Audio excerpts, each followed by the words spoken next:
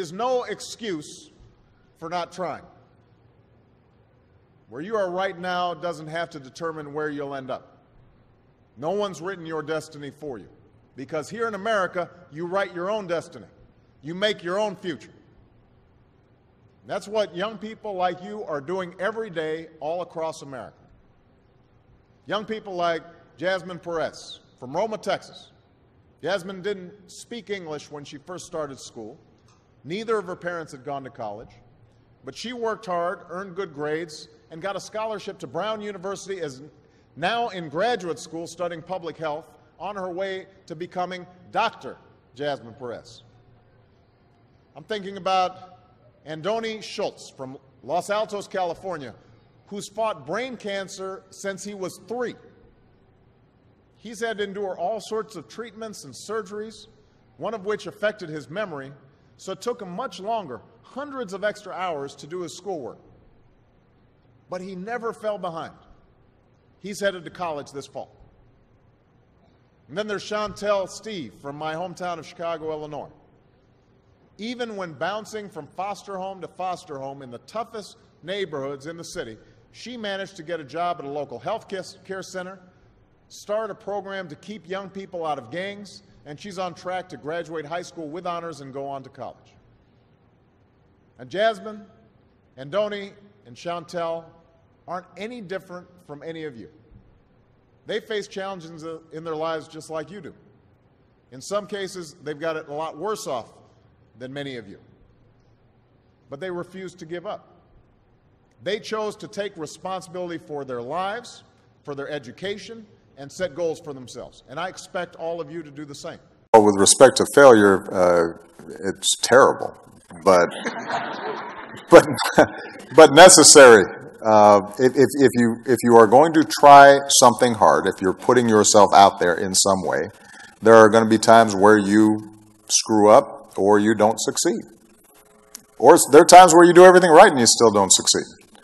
But that's not just true of politics or running a non-for-profit. That's true.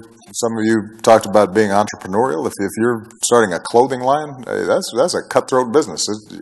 I'm sure I have every confidence, Ayana, that you're going to succeed at some point, but you'll go through some failures. And I think that the most important thing, and this is a little bit of a cliche, but sometimes cliches are true, is to learn from those failures and to have a sense of resilience and be able to examine what is it that I did not succeed at, why didn't I succeed, and what do I need to do better. We know that too many young men in our community continue to make bad choices. And I have to say, growing up, I made quite a few myself. Sometimes I wrote off my own failings as just another example of the world trying to keep a black man down. I had a tendency sometimes to make excuses for me not doing the right thing. But one of the things that all of you have learned over the last 4 years is there's no longer any room for excuses.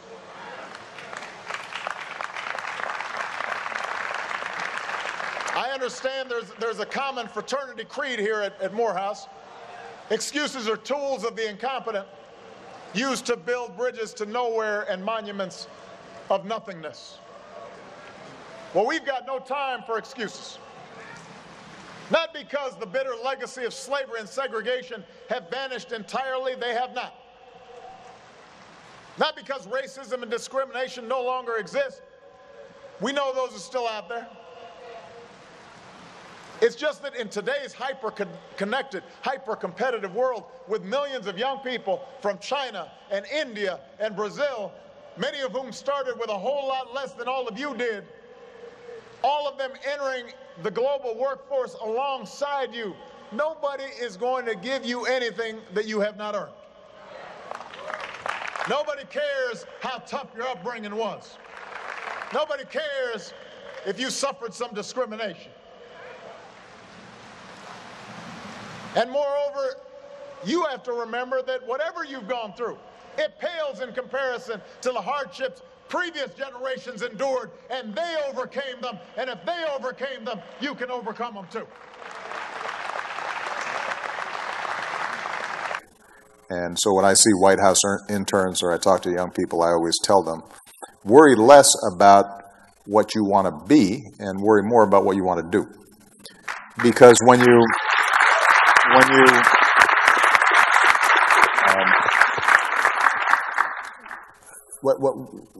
you're more concerned with, I want to be a congressman, or I want to be a senator, or I want to be rich, then, you know, some people may succeed in chasing that goal, but when they get there, they don't know what to do with it. And if they don't get there, they don't have anything to show for it. But if you're worrying about, I want to improve education in low-income neighborhoods, or I want to deal with climate change and help save the planet, then whatever you're doing in pursuit of that goal, in and of itself is going to be worthwhile. And it's going to teach you things, and it's going to put you in a position to have an impact. And then if it turns out as a result that you also end up being successful in politics or whatever thing you're pursuing, then so much the better. The most successful business people that I know, Bill Gates didn't start off saying, I want to be the richest man in the world. He started off saying to himself, I really think these computers are cool, and I want to write cool software. That's what he wanted to do. Worked out well for him. But whatever you resolve to do, I want you to commit to it. I want you to really work at it. I know that sometimes you get that sense from TV that you can be rich and successful without any hard work, that your ticket to success is through rapping or basketball or being a reality TV star. Chances are you're not going to be any of those things. The truth is, being successful is hard. You won't love every subject that you study. You won't click with every teacher that you have. Not every homework assignment will seem completely relevant to your life right at this minute. And you won't necessarily succeed at everything the first time you try. That's okay. Some of the most successful people in the world are the ones who've had the most failures. J.K. Rowling, who wrote Harry Potter, her first Harry Potter book was rejected 12 times before it was finally published. Michael Jordan was cut from his high school basketball team. He lost hundreds of games and missed thousands of shots during his career. But he once said, I have failed over and over and over again in my life, and that's why I succeed. These people succeeded because they understood that you can't let your failures define you. You have to let your failures teach you. You have to let them show you what to do differently the next time. So if you get into trouble, that doesn't mean you're a troublemaker. It means you need to try harder to act right. If you get a bad grade, that doesn't mean you're stupid. It just means you need to spend more time studying. No one's born being good at all things. You become good at things through hard work. You're not a varsity athlete the first time you play a new sport. You don't hit every note the first time you sing a song. You've got to practice. The same principle applies to your schoolwork. You might have to do a math problem a few times before you get it right. You might have to read something a few times before you understand it. You definitely have to do a few drafts of a paper before it's good enough to hand in. Don't be afraid to ask questions. Don't be afraid to ask for help when you need it. I do that every day. Asking for help isn't a sign of weakness, it's a sign of strength, because it shows you have the courage to admit when you don't know something, and that then allows you to learn something new. Be the best husband to your wife, or your boyfriend, or your partner.